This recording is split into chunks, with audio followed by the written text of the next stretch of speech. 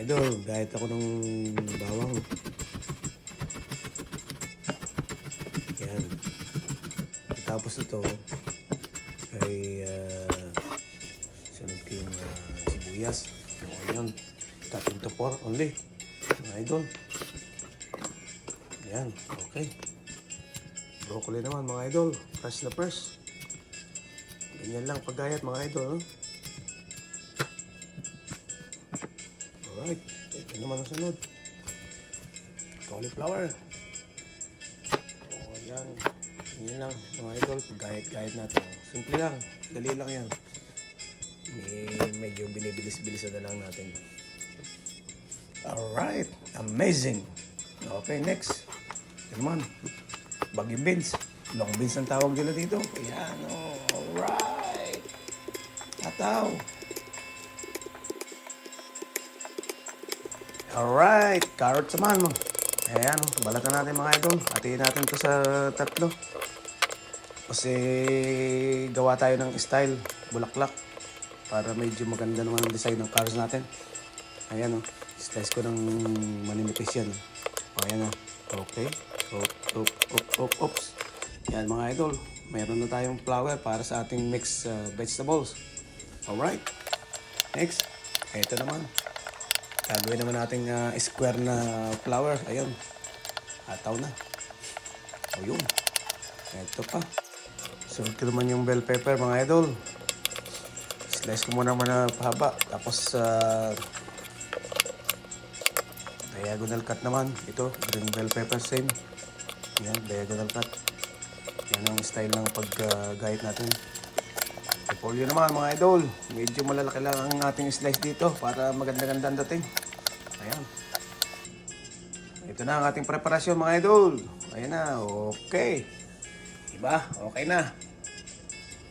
Ito yung chicken strip natin at saka pork magkasama, shrimp. Mga idol, okay. Mag-blanch naman tayo ng vegetable. Ayan na. Alright. Simple lang mga idol. Blanch nyo lahat ang ating mga vegetable na prepare. At maya-maya ay sabay-sabay na natin lulutuin yan. Ganyan lang mga idol pagluluto. Ito na. May mantika na yung kawali natin. Lagay na natin ng bawang mga idol. Simple lang yan. Alright. Halo mga idol. Okay. Ayan na ang karne. Ayan natin dyan mga idol. Ito yung pork at saka yung ating chicken. Oops, golden brown na mga idol. Ayan. Halo-halo lang tayo mga idol. So, lagyan natin ng konting oyster sauce para medyo may lasa yung ating lulutuin. Sunod na natin yung shrimp mga idol. Ito naman. Bango. Taklaban muna natin. Tapos yung mga idol, yan. Okay, medyo luto-luto na. At lagyan natin ng sugar. At yung aking magic sarap. Ang pasarap. Yan ang aking technique mga idol. Okay, yung carrots na bulaklakan. Ito na. Okay, yan. Oh, bell pepper. Dagdag tayo ng tubig.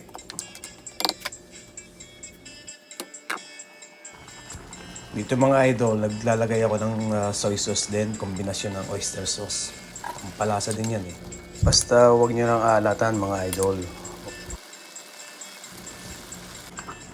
Okay mga idol, maglagay na tayo ng cornstarch sa ating niluluto para lumapot siya. Wow! Yummy! Alright, ito na yung mga vegetable natin mga idol. Sama-sama na yan. Okay, halo-halo lang tayo. Medyo okay na to mga idol. At kaya may ng konti ilagay natin itong repolyo. Lagay muna tayo ng konting oyster sauce. Medyo matabang eh. Alright. Kunin ko lang yung cabbage mga idol ha. Alright. At ilalagay na natin. Half cook lang. Yan. Okay na mga idol. Pwede na to. Lagyan natin yung shrimp tsaka pork. Yung natira kanina. Ayan. Ayan na ito mga idol. Yummy! Naglalagay ako ng sesame oil dito sa mixed vegetable. Naman ako ito nung nagtrabaho ako sa restaurant. Naging kusinero po ako doon, kaya itong mga style ng mga Chinese food nagagawa ko. Kaya ito, may time na ipakita sa inyo dito sa YouTube. Sana magustuhan ninyo.